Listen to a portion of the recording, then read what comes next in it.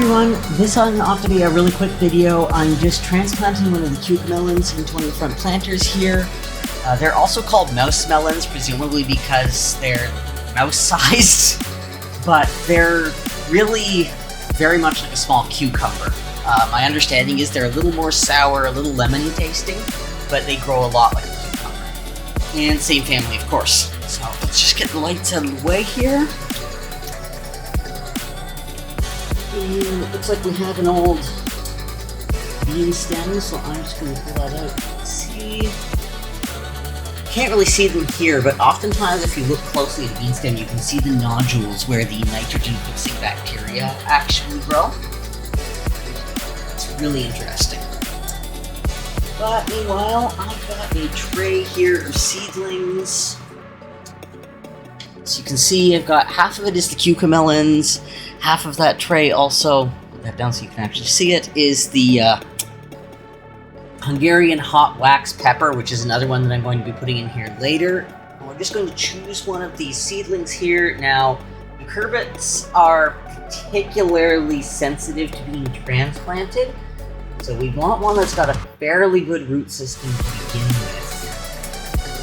I like the looks of this one, so let's take that one. I'm just going to carefully pull it out of there so that we don't break the root hairs, in as much as that's possible. Never going to do it perfectly unless it's really well grown in there to begin with. That should do it. Just get that out a bit. Alright, I'm going to put that aside for now. And you don't want to bury it too much, but you can also always rebury a bit of the stem. It never really hurts. So let's just give ourselves a hole here. I've been trying to get Roma beans to grow in here, but the seeds, I don't think the seeds were very viable. So instead, we'll put one of the Make it a little bit more. Okay.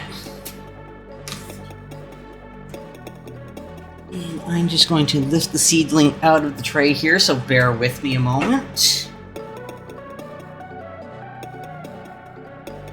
Oh, it doesn't want to... Trying to grab onto the other seedlings. There we go. Separate that out. Okay. Put that in gently again so that we don't disturb it too much. And I'm just going to pinch the cotyledons off here before we bury them. You don't have to, but it can prevent them from getting diseased. We bury that.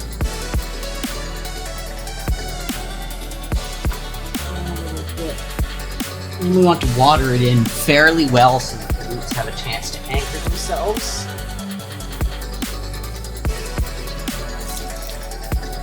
I might need to go in there, depending on how much it settles, and put a little bit more soil in around them later. It looks like it can already reach up here, so that's great. We're going to see if we can just... Don't want it to climb there because there's already a bean climbing.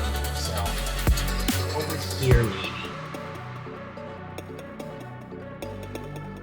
And I'm just going to add a little bit of stake support for it as well to grab onto. These are just fast food bamboo chopsticks. You don't need to have any sort of fancy stakes. These will work just fine.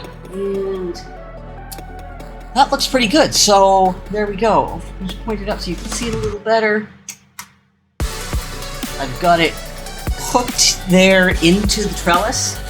And it should root itself over the next couple of days and start climbing and leaking out. And that's all there is to that.